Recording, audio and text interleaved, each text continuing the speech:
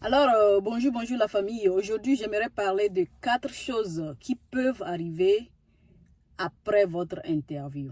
Ok? Et ce que vous devez faire par la suite. Ici, c'est votre sœur. Amen. Si c'est votre première fois, n'oubliez pas, abonnez-vous pour ne rien manquer de nos vidéos futures.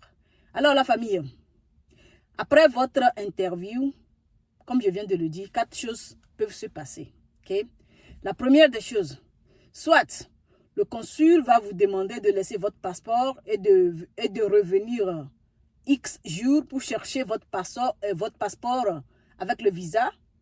Ou bien ils vont vous dire de laisser le passeport, qu'ils vont vous appeler dès que le visa sera prêt. La deuxième des choses qui peut se passer, soit le consul va vous dire de laisser le passeport sans rien dire en retour.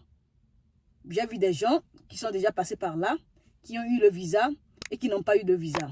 Genre, on les a demandé de laisser le passeport. Par après, on les a appelés de venir chercher le passeport sans le visa. Et au même moment, il y a des gens qui étaient dans ce cas-là, qui ont laissé le passeport. Par après, on leur a donné du visa. Troisième scénario. Soit le consul va vous demander de partir avec le passeport, qu'il va vous appeler lorsque le visa sera, lorsqu'ils auront besoin de votre passeport. C'est arrivé à plusieurs personnes et je fais partie de ce groupe.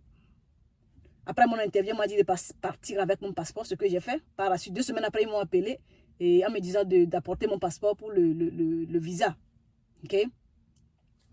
Et troisième scénario, après l'interview, votre ambassade va vous envoyer un email comportant un document très vital.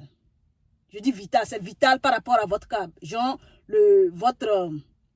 votre visa dépend de ce document. Genre, si le consul doit vous donner un visa par la suite ou pas, le document là qu'on va vous envoyer va le déterminer. Et le nom de ce document, c'est le DS 5535.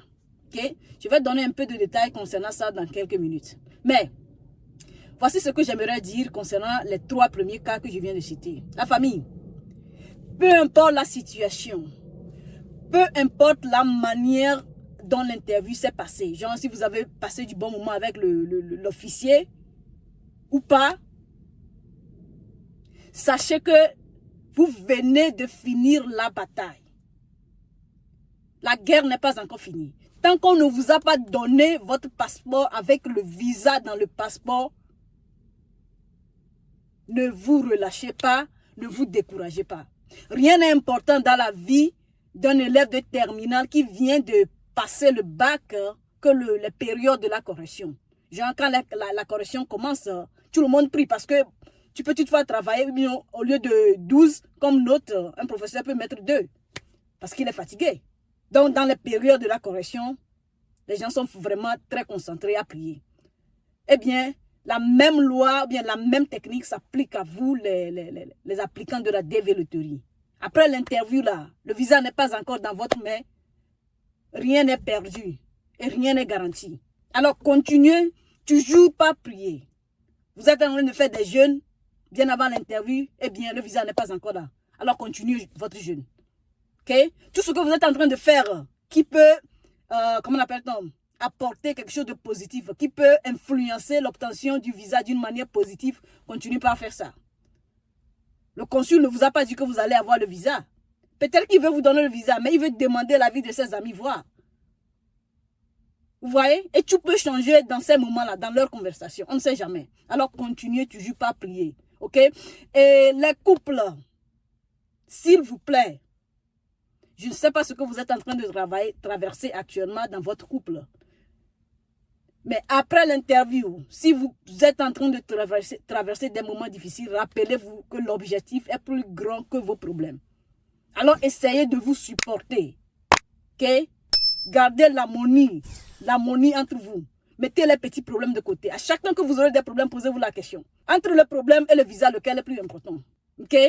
Je suis sûr que vous allez dire que le visa est plus important. Alors mettez les petits problèmes de côté et soyez concentrés. Il se pourrait que après l'interview, il peut toutefois décider de mener des petites enquêtes sur vous.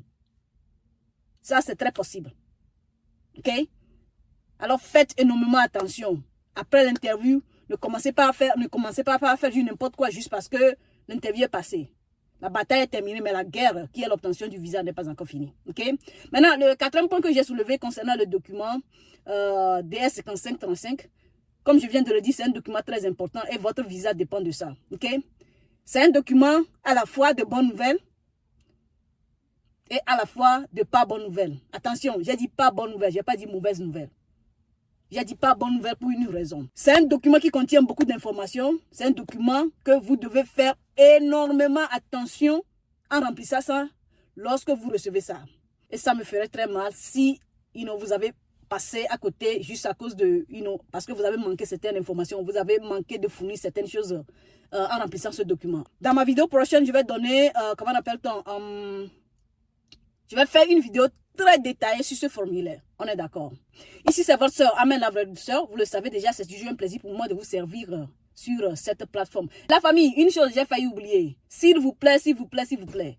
J'adore répondre à vos questions.